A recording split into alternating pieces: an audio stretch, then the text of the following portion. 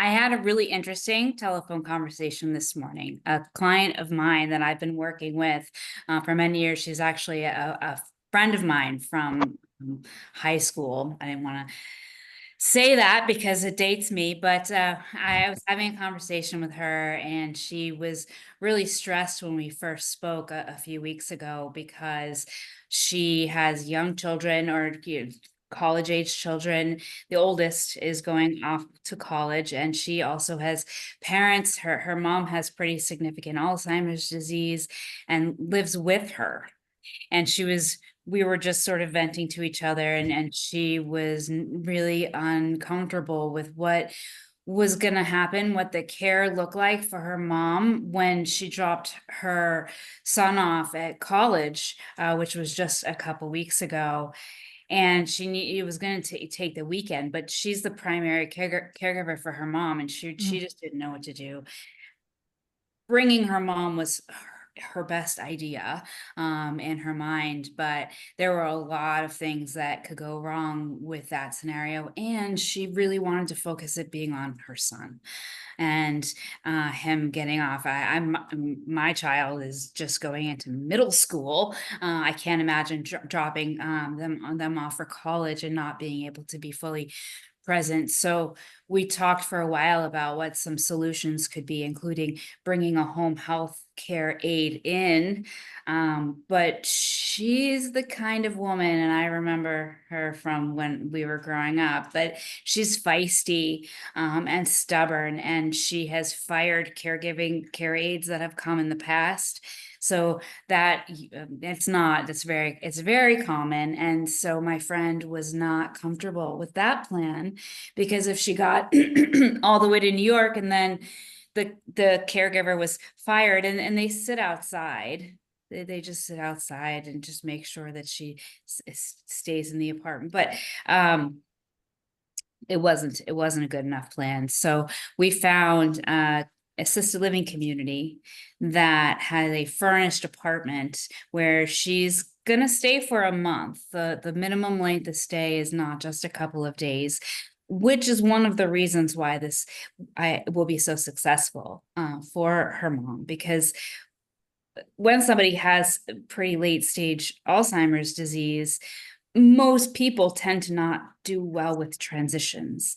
And so getting her into a community where the redirection and the validation that she needs in order to feel better about not knowing where her daughter is, and making sure that her basic care needs are being met, meals, and her getting her medications, and if she has a fall, somebody's there, is allowing her daughter to have gone away and brought her son and to college. And she just called me and let me know how nice it was, and still is, to be able to, for once and in a really long time, be able to relax on some level, because she doesn't have to worry every second about her mom. And now she's got another 3 weeks or so left of this trial stay, and which was something that she was very nervous about before, being back, and her mom wondering why she couldn't come home. Her mom's having a blast there. And like she's like the belle of the ball, if you will. And she is probably going to stay. And I want to say that I predicted that, but I didn't tell anybody, so nobody would know that I predicted it except for myself. But she's got another couple weeks, and I think that my friend is really appreciating the fact that she right now feels like her daughter again, or Mm. she feels like that's her mother again, and she's the daughter and not just the caregiver and the nag, which is kind of what she felt like, trying to keep her mom safe all that time. So the dynamics are shifting, and this really resonated with me because, well, like many of us, I'm smack dab in the middle of all of this too. So I'm thankful that she's feeling that reprieve right now. Well, hello, this is Don. And this is Gina with Focused Healthy Family. And today this is podcast number 132, and have the privilege of talking with Michelle Woodbrey, who, along with her sister Alyson, have the 2Sisters Living Advisors group. And then they are also the host and co-founders of 2Sisters Speak, which Surviving the Sandwich Generation podcast. So welcome, Michelle. We really been looking forward to this. We love your podcast, and um, we are in that we're in a lot of the same places that you are as far as with dealing with family and the senior population and all that. So thank you for being here. Thank you for having me. And I appreciate your story of just um, I was wondering that myself as you were telling that story, as if it works out, is she going to be able to stay living at the community? Because yeah, it just resonated with me as I'm dealing with helping my mom care for my dad. And just I've been in OT for 30 plus years and working mostly in geriatric rehab. So I just see this all the time and dealing with family members. And it can be so difficult for people. But just hearing that little success story, right, with a difficult situation, I think can help bring hope to other people. Just knowing that you can find solutions sometimes that work. Well, to be honest with you, I think that one of the things that I'm most proud of is that Alice, our business is in our 14th year. And the Mm. reason for that, and the reason why it's so easy for me to wake up every day and I would say come to work, but turn my computer on and become present, is because it's not sometimes. Most of the clients that we work with start in a situation that is untenable or Mhm. barely manageable, and families are like, well, we can make this work for another, I think we have another 6 months, a year, we really don't want to make this whatever the circumstance is, and they're doing the best to make it work as best as possible, but it's not working, and it's not working for them either. Excuse me. And so when we do find the right solution, which in many cases is a community setting like an assisted living, the outcome is almost always some shade of the same, which is I wish I had done this sooner, or I'm so glad that, she's sad she wants to go home, but she's doing much better. The care is consistent. I feel better knowing that and it's not perfect. I'm not trying to Mhm. paint this rosy picture of it's amazing every time, but by a landslide, with the exception of a few transitional glitches, it ends up in a really positive way. And it allows me to wake up and show up and know, internally that it's going to turn out that way most of Well, the and when you talked about how she's now having fun and she's, the I'm trying to remember how you phrased it, that time. you the Valuable, yeah. yeah, I had that experience with my oldest brother. He's in assisted living now, and they were so concerned about what, but he actually kind of, I don't know, I'm gonna say turned himself in, I guess, in a way. He actually, He recognized his dementia and realized he wasn't safe for him to live on his own anymore. and he's now in an assisted living. He's got a girlfriend in the assisted living. His 80-year-old neighbor is his girlfriend, For him. and he's happy. He's having a pretty good time in dealing with it. So I've seen that same thing. So that's like you say, it sounds like that's the more of the norm than not, is that they do actually develop well in there, and it make they're happy in there most a Yeah. good bit of the time. I mean, that's an understatement. That's an understatement. I'll, in 14 years of doing this, and we have a few people every month, varies, but that we work with who transition into these communities, and it's a landslide. It's a landslide. Almost every single person that we help transition into a community, and it's the right community, and it's at the right time, using the right messaging. Again, nothing's perfect, but Mhm. to the best degree possible, I've had very few clients. Alice and I have had very few clients over the years move out Mm, of a community because they weren't happy there, or for any reason right away. There mhm. have been a couple of medical instances, for a variety of reasons that have changed circumstances, but it's not a narrow margin. It's a really big margin. I think a big part of that is just people knowing, people don't know. They don't know these resources out there.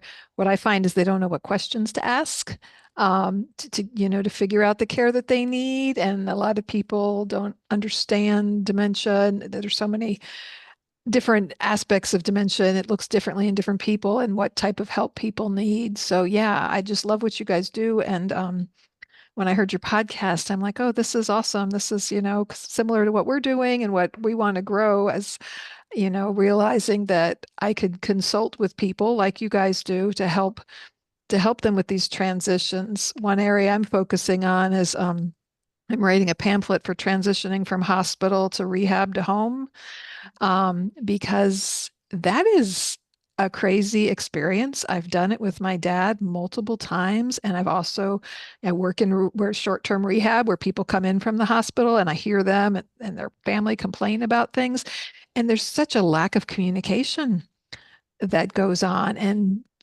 like you can go to a great hospital and the nurses can be great and the doctor can be great, but their communication between them is awful. And I would imagine that's universal. We're in North Carolina and my dad has been in 3 or 4 different hospitals here.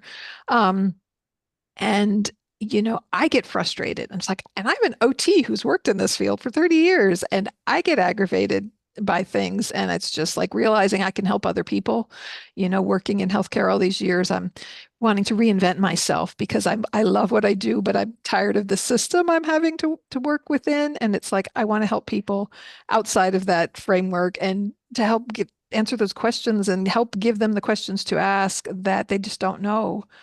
Um, how to do that. So tell us more about how you and your sister got into this business. Yeah, so I just I want to go give you that information. I just want to mention that Sure.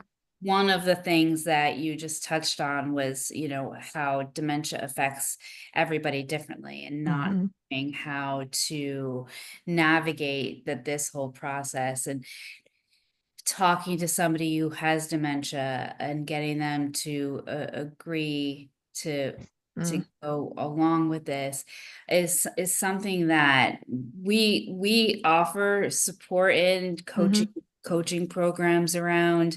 There's a lot of different techniques and approaches like validation and therapeutic fibbing, and we focus a lot on what is memory care, and when will memory care be beneficial for our loved ones versus when is it needed. And in Hmm. that conversation, it becomes evident in almost every circumstance that this is an opportunity Hmm. for a loved one with dementia to be given an opportunity to thrive better, with their cognitive decline than where they currently are. So that's kind of a big part of it. Hmm. But to answer your question, Allison and I are from Massachusetts, and we were born to a nursing home administrator and a physical therapist that worked for her. So you're an OT, our Hmm. mom was a PT, and she we didn't go to daycare. It was a different time back then, but we went to work with our mom, and we hung out in the physical therapy room. I learned to walk. I don't know if I remember this, or I've told the story so many times, but I say I remember it. Walking, holding the wheelchair behind her, pushing the wheelchair behind her as she was walking people with the gait belt in case they needed to sit down. And she taught me how to push the wheelchair in. So anyway, and then we worked in the activities department, leading exercise classes. We poured waters and folded napkins in the dining room. We grew up in a nursing home. And it instilled in us a wisdom greater than our years. Mhm. And we've been saying that our entire careers, but now that I'm Oh, older, you went silent there for a sec. I did. Yeah. Is it better? Yeah, you're back. Good. Um, I forget what I was saying. You got wisdom beyond ages. Oh You yeah, we have wisdom beyond our years because we were exposed to older people in a Mhm. way that other people from my generation Mhm. haven't. And so for example, there was a gentleman who I used to visit when I was there every day. I would go and bring him his newspaper and chit chat with him a little bit. And I was 10, so I wasn't like the most patient listener, but I would sit and chat with him. Okay, I'm not the most patient listener now, but let's let it short. So I would sit and listen to him. He was 108. Oh, wow. wow, I was wow. 10. And if you do the math, then you would come to the conclusion that he was born in 1865, which was just about 5 years after the end of the Civil War. Oh, Yeah, so and that's when this gentleman was born, and his wow. stories, I've had his stories are phenomenal. The roads didn't exist. There weren't roads yet. Right? Like the automobile. And to know, and I wish that I had the opportunity now to ask questions that I Oh, didn't yeah. want to Yeah. ask then. Um, Yeah. and I can't remember his name either, but it served us well in building our business. Our focus is quality of life Mhm. and dignity. Mhm. And at aging in America, it doesn't afford us those things without effort. Mhm. And even with effort, sometimes so we work with families specifically to find the environment that's going to be supportive in the exactly the right way, Mhm. and to identify at what time, when those transitions should happen. But in almost all circumstances, um, like I mentioned to before, it's better than it was for everybody around. It's an opportunity to take advantage of versus I have to take advantage of. I think a lot of times people are just surviving and they don't even realize there are options because they're just, you're just getting from one thing to the next. And so, having someone to support them and to help them figure that out, I mean, I can see where it's usually only positive as far as, them moving to somewhere and having that help and that support because, I mean, even with my help, my mom was my dad's primary caregiver. We kept him at home in their house until 2 months ago. Um, and I knew all along that keeping him home for as long as possible was the best option. I worked in a continuous care retirement community myself in Charlotte. My parents were about 40 minutes from me at that time. And my brother and sister be like, well, why don't they just move into a place like this? I'm like, you don't understand. It's not going to be as good as mom bringing in a caregiver. And yet my mom didn't want 24-hour caregiver in her house. And over time, she had the caregiver so she could go do her exercise class and so she could go to the grocery store and she could do things when it got to that point with my dad. But, you know, we got the situation had changed for them because we saw her health declining and just, she was just living moment to moment trying to take care of my dad and with my help and support and me running down there when he went in the hospital and yeah. So it's just, I think people they're just trying to get things done, kind of like parenting in general, right? You're busy taking care of the kids, you got to go to work, you got all these things you got to do, and you can just get into this method of this is just the way it has to be and what we have to do. Yeah, it's very difficult, and we're in a similar situation. It was a number of years ago, and my father has Parkinson's. He's had it for 15 or 20 years, and they were in a condo. He climbed up a ladder to hang something. Mm. And and then when the ladder fell, fortunately, he only broke his ankle. Oh.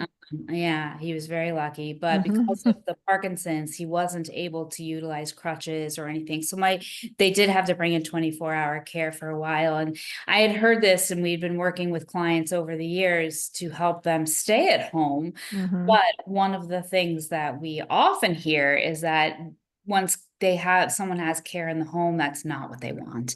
Mhm. They don't like having somebody there all the time, and experiencing that myself. My dad didn't care at all. He was fine with whoever was in the house, but my mom felt like she had to entertain people all the time. She had to find things for them to do. She would have them put the dishes away, for example, but then she'd call me screaming because she couldn't find anything. And it was more stressful for me because it was more stressful for her. And it was my Mhm. dad's care it was my dad who needed care. When Mhm. they went into a community, even though people were resistant, my older sisters were resistant to the idea and wanted to keep them home. It was almost like, there's so many analogies that I can think of, but I picture like a dog behind a fence and he's barking and barking and barking, and then realizing like the fence is open, just go through it. Right. Or like we're in this box and like we think we're stuck, but Mhm. we're not. There is Mhm. an option. And although the option itself might not feel ideal, maybe it's not ideal. Hi, kitty. Aging is not ideal. Aging is difficult, and things don't go smoothly. Almost always things just don't go smoothly. So understanding that and having backup plans in place, knowing that home care isn't always all it's cracked up to be, and that it isn't necessarily staying home that people really want. It's the comfort zone, Mhm. and leaving that comfort zone, especially for people who have been in their house for 60 years or Mhm. have limited mobility and their support system is nearby. Leaving that and perceiving how it could possibly be better Mhm. is very difficult, especially if you're going into somewhere like a nursing home that appears and feels like it's definitely going to be a less home-like environment. And it is, but there are positive things that allow, these dynamics that we were just talking about. Those get alleviated, and it's positive in almost every circumstance. Well, Mhm. we've seen your mom, Gina, more relaxed now. It's like she took a breath, and exhaled Mhm. finally, and It was just a that, couple weeks ago, right? Well, yeah, 2 months. 2 months. We moved it's my dad the end of June, and she moved into independent living. He's in assisted living, not the same location, but we moved outside of Charlotte last fall, and it's a smaller town, and everything's easy to drive to, and everything's close to each other. So, well, um, I mean, she just moved in what, 3 days ago, yeah, four we days moved her ago. we knew we had to move my dad first. And so then my mom moved into her independent living apartment. So she downsized from the 2,800 square foot house. I mean, they had moved around, so they had only been in that house 10 years, but still into a small 2 bedroom apartment. And we spent a lot of time. My brother came down from Pennsylvania to help her go through things, figuring out what to let go of and what to, and I don't even think she realized how much stuff she had accumulated because she had this big house. She had this giant kitchen. My kids went to help her and they're like, she has spices that expired 15 years ago. Amazing how quickly the time flies. Um, and just Michelle, so it helped her out with the process. So yeah, so we were kind of in the middle of things. And I she's was doing kind of, okay though. She After is. I mean, my dad, he he's lived 2 months in this assisted living. He's had 4 trips to the hospital, two hospital stays. Yeah, he's had to have a catheter put in recently, so now we're dealing with that, and he's taken the catheter out once, and I've just learned today he's done it again. Is that, and each state regulations are different, and this is off your podcast topic, but is that something the assisted living will be able to manage So going? his home health nurse can manage it, or we can go to hospice care. But of course, if we go to hospice care, we have to give up therapy services. So yeah, but we're figuring that out. These are pieces of things that even I don't have 100% knowledge on as You should consult with us. We can help. I don't have the answers. I'm not going to pretend I have the answers, but I can hash it out with you so that you put the right tools in your toolbox. What we find, here's an analogy that I use a lot. And my daughter just started 6th grade today, so she's almost 12. But back when I was pregnant, I remember clearly how many people, everyone, came out of the woodwork to offer their piece of advice. Mhm. Oh, this is the best formula, or you should breastfeed, and the things people are saying to me, like, how is that any of your business? But some of the advice was made sense, and it was like, oh yeah, that's good advice. But if you listen to everybody's advice, you're going to go crazy, and Mhm. your child is not going to know, where your what your intentions are.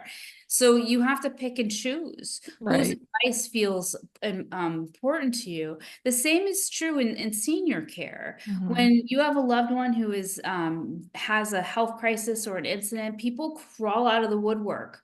You not just neighbors and concerned people, but the doctors and the therapists, and everyone has a lane, but not necessarily completely clear of where their lane is. They want to be helpful. Everybody Mhm. wants to be helpful, but not everybody's advice is relevant for Yeah. you. Yeah. And so learning who to listen to, identifying what his ultimate goal is, what your ultimate goal is for him, Mhm. makes it so much easier to figure out whose advice not to listen to. And Yeah. we can brainstorm and come up with a plan, cutting out all the noise, rising above the noise, and Mhm. looking at just the facts and what's best for him. And then everything else will kind of fall away, Yeah. usually. And we've done a lot of that. And even though I work in this field, it's like I still, reaching out to people, and you're so right. We have 3 kids ourselves that are in their 20s, and our youngest is a sophomore in high school. So navigating that as well. With but yeah, figuring out those processes, it is challenging. And I have to seek support too. And yeah, we'll have to talk more because it's different when it's your parent, Yeah.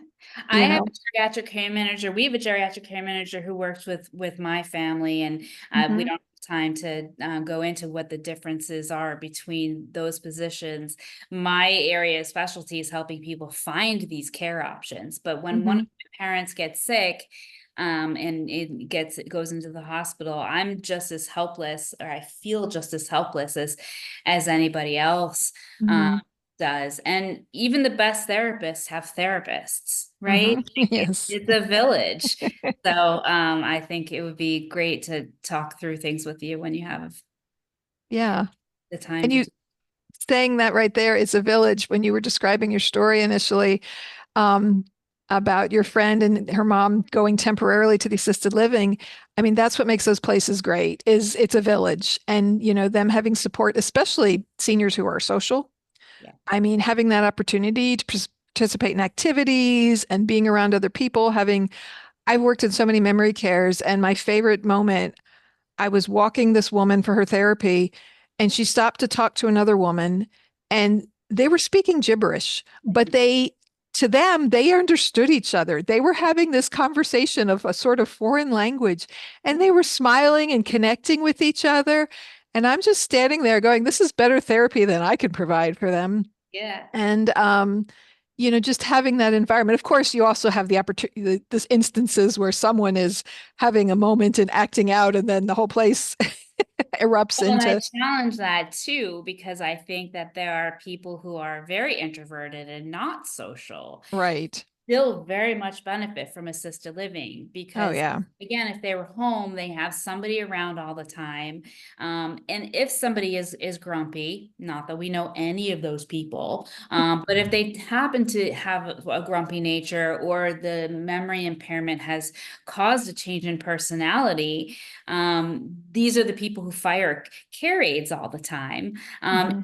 In a assisted living setting, a memory care setting, they're in an apartment. Even if the door's closed, there are people checking on them, and they Mhm. can fire them all day long. And another one will come in at some point. And Mhm. no matter what happens, that they are in a safe place. Yeah.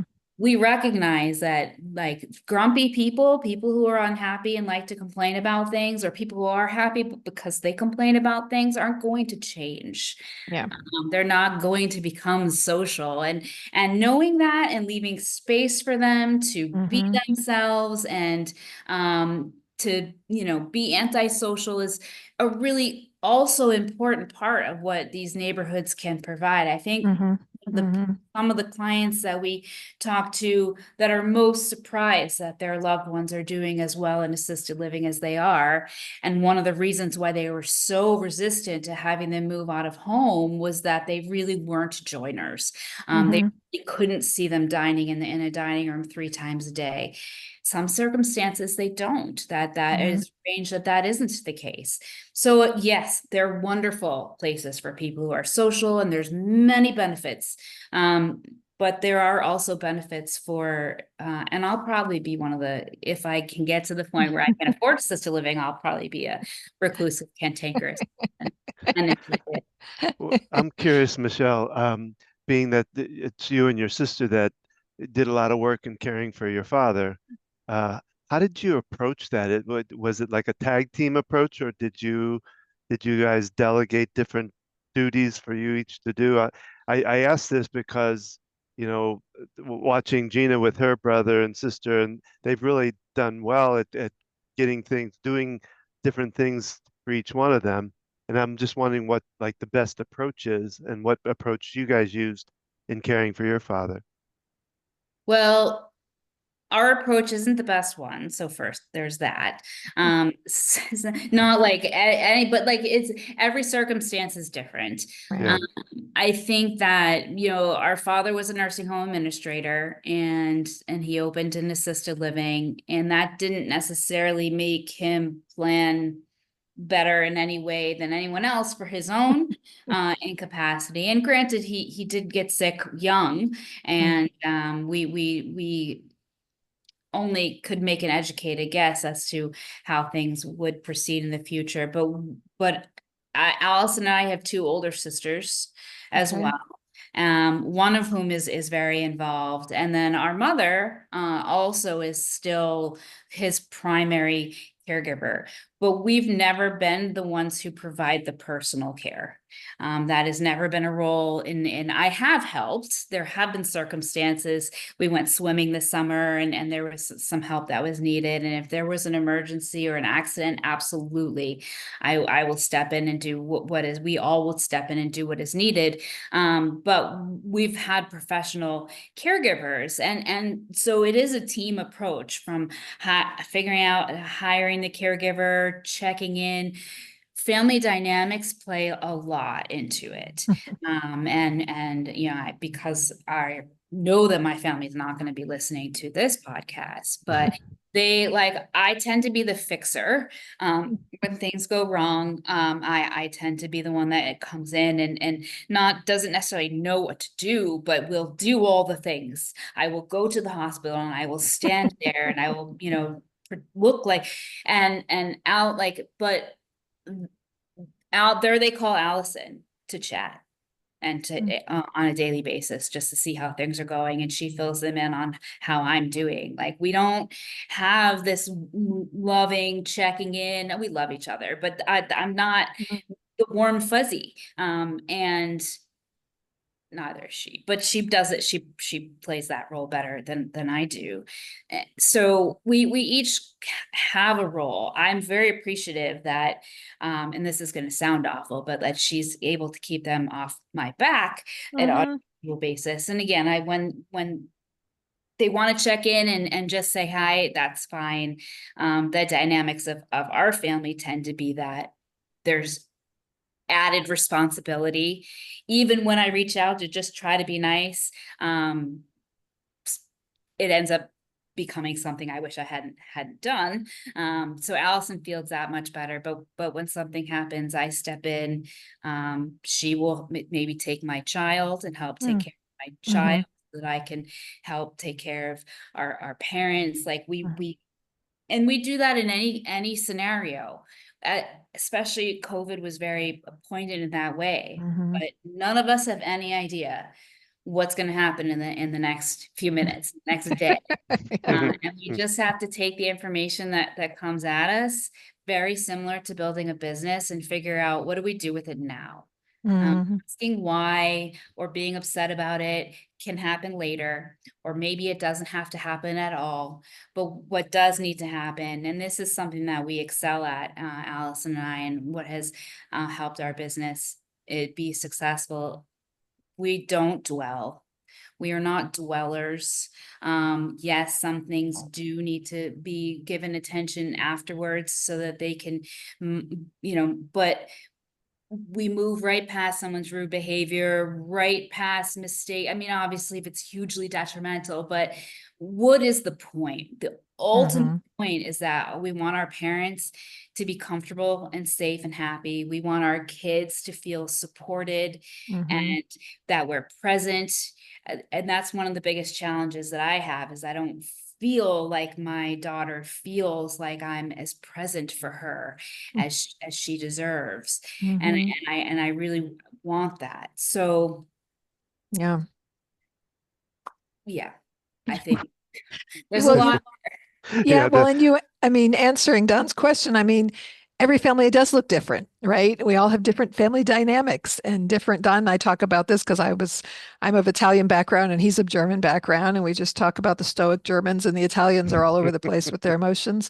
But it's just like, we're not trying to change everybody to look like the same thing, right? It's like when I work with a patient, I find out where they're from, because I know if they're from the Northeast, I'm going to talk to them different than if they're a Southerner. And being in Northeast, I'm from the Northeast myself, and now I've lived down in Charlotte for 30 years.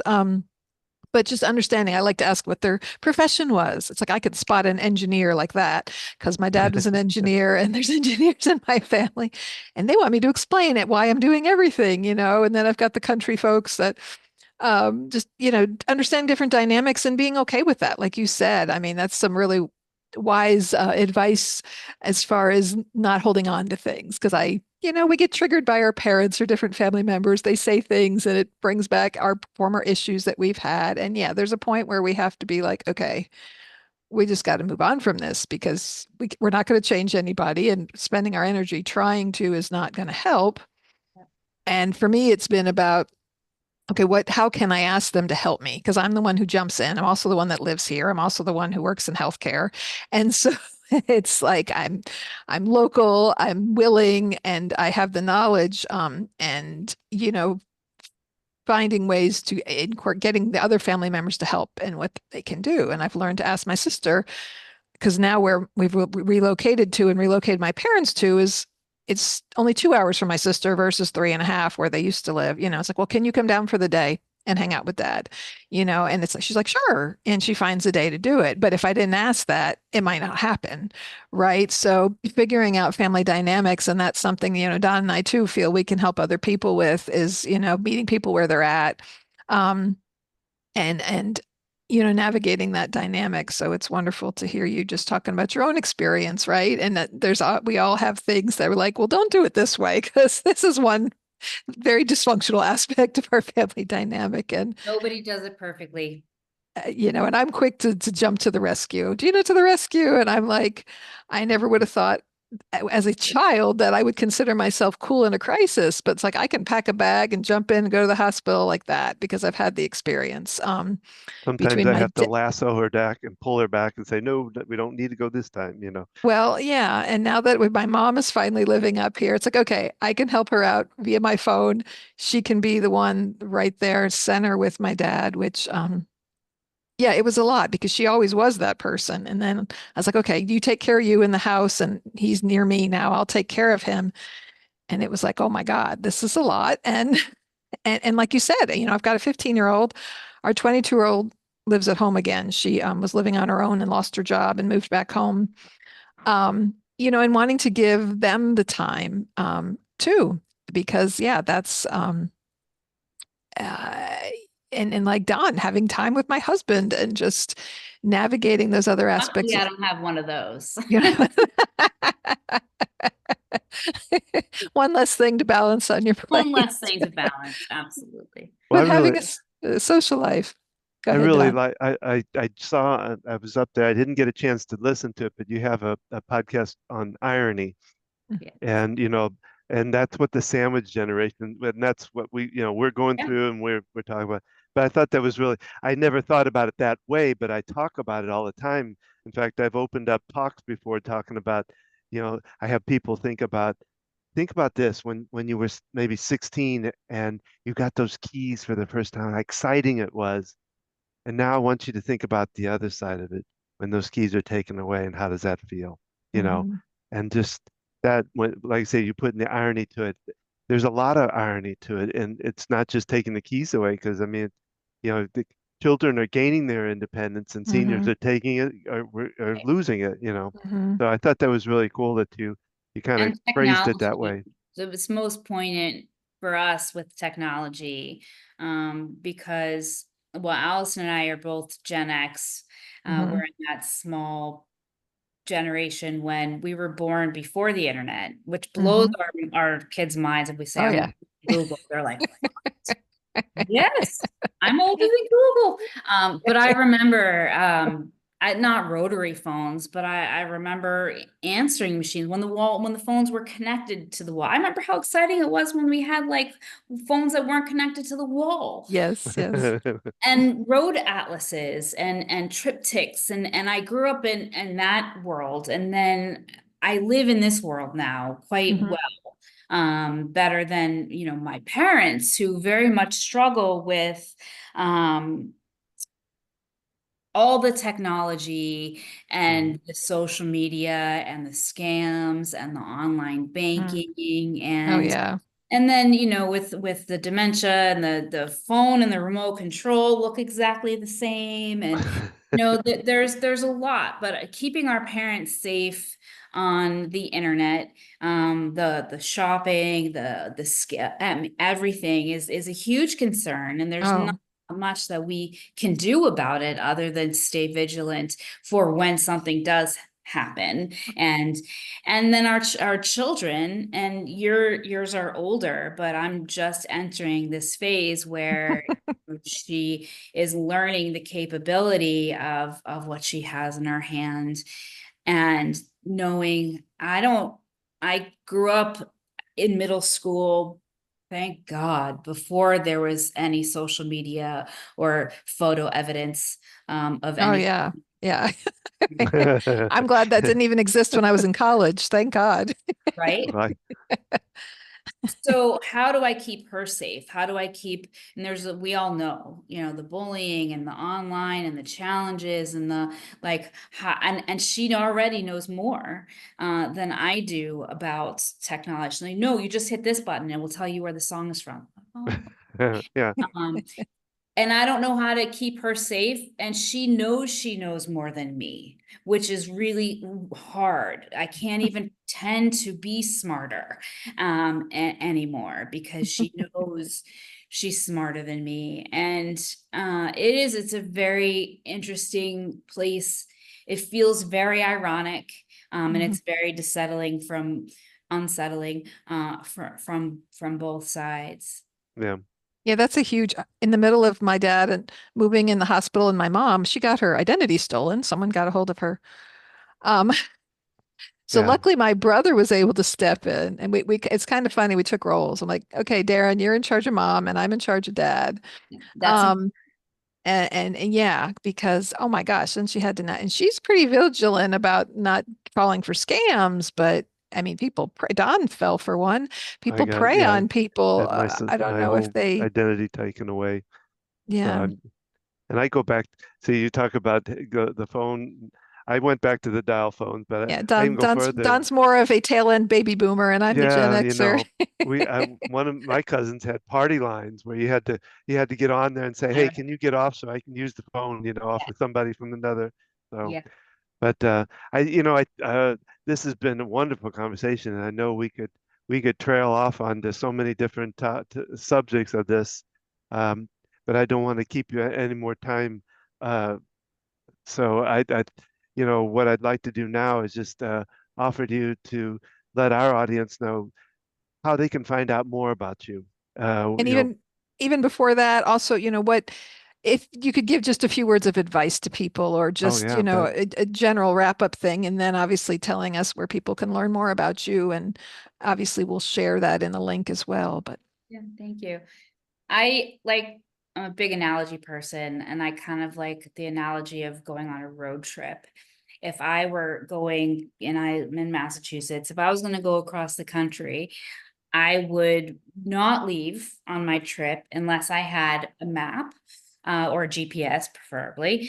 And if I had looked at which routes, if there's a major construction, if I can anticipate any major weather, how much gas am I going to need?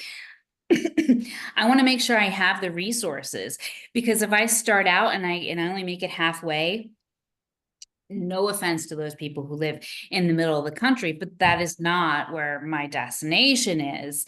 I don't, that's not where I want to be. So what plans might I put in place to either help me get where I need to go, or will I determine that maybe that's not where I want to go? Maybe there's somewhere else that I would enjoy and would appreciate, but it is, since I don't have the resources. And senior care planning is the same. You want to stay, I understand. I want to stay home. That's your destination point. So rather than just setting out in our car and saying, well, I'm gonna stay home, and we can anticipate, we can look at what challenges we may need to, we are likely to anticipate, Mhm.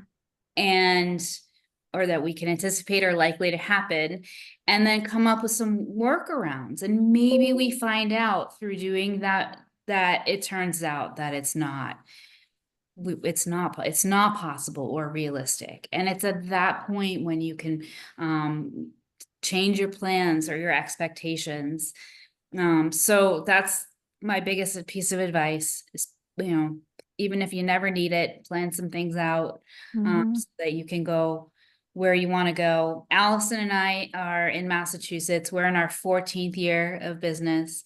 We specialize in placement. So we help families, we offer consultation services to help families identify what they would like to have happen as they have increasing care needs, which includes staying home, looking at assisted living or memory care, continuing care, retirement communities, and when is nursing home care needed? Nursing home care is usually the last resort, and there's only a few circumstances under which somebody needs to live in a nursing home. So we focus on how to avoid that for as long as possible, and then to identify which nursing homes are from, this is my top choice, second, and that's something that we can do in any state for Mhm. the nursing home coaching piece. But we do the coaching with people on how to get their loved ones to sort of go along with this, streamline everything to make it as minimally overwhelming as possible. Choosing a community, choosing a facility or a home care agency is just a part of the process. Mhm. So working with our company will help families pull together all of the other things that have to do with making a transition like this. Mhm. well, Michelle, we really appreciate being here. This was a good conversation. Mhm. What the work you guys do and the podcast we find are just wonderful. And well, whatever we can do to help you in that area too, and we'd love to. And again, thank you for being part of this. Yes, thank you so Yeah, much. yeah, thank you. And people can find us right on our website, which is www.2sisters-sla.com. But if you Google us, Massachusetts, we come right up. Okay. And it's good to Thank be you. able to find you. Yeah, It is. we love talking with you and just collaborating with other people because the baby boomers is a huge population, right? And so a lot of us, that's our parents. And there's a big need. And the generations below that are less in population. And so there's this huge need for these people to have care and to have the support systems in place. And I love when we connect with other people doing very similar to what we're doing. And because like I said to Don, there's so many aspects of this, and we're finding our niche. It's like part of what we see our role is helping people like connect with other resources, right? Kind of being that middle person, but also offering, the things that we can add to it and I love that you not only help them find a placement, but help them navigate um, talking to the senior about the moving process because I've seen that go all sorts of shades of wrong. I worked in assisted living, and I don't know how many times people would move their family member in by saying, "You're just coming here to visit," and then leaving them there. And I realized different families' dynamics require different things. And yet, there's situations where this could have been done better, because then I walk in and there's this angry person and There's yet I know it's therapeutic fibbing, and then there's lying. Yeah. yeah. Yeah. And there's times when it's tough that they're adamantly going to refuse, right? And you've got to find a method. But yeah. But obviously, yeah, you can do things in the way that's going to work best. So I just love that, talking about that and that you guys do that as part of what you do. So thank you so much. We could obviously talk a lot more and maybe we can do another podcast focusing on another area, but we really appreciate Thank you you for being here with inviting me. us. Yeah, I appreciate I'm glad that you like our podcast. If you have any suggestions on topics that we can mull around, we're open to that. I welcome your listeners to tune in to our podcast as Mhm. well. And thanks for having me again. And that's our podcast for today. And we hope you enjoyed it. We would love to hear from you. Leave us a comment, give us a like or a subscribe wherever you happen to be listening to it. Um, we're here to guide you through your journey of caring for aging loved ones, answering your questions. Gina has the Ask the OT, which she does monthly. Our next one comes up September 4th at 7 p.m. We also have one on the 16th and the 25th. So you can check it all out by going to our website, focusedhealthyfamily.com. You can also find us on Facebook and Instagram and YouTube, all at Focus Healthy Family. Join us every Thursday for this podcast. We do a full podcast every week. And remember, how you speak to your children and your loved ones today shapes their future and yours.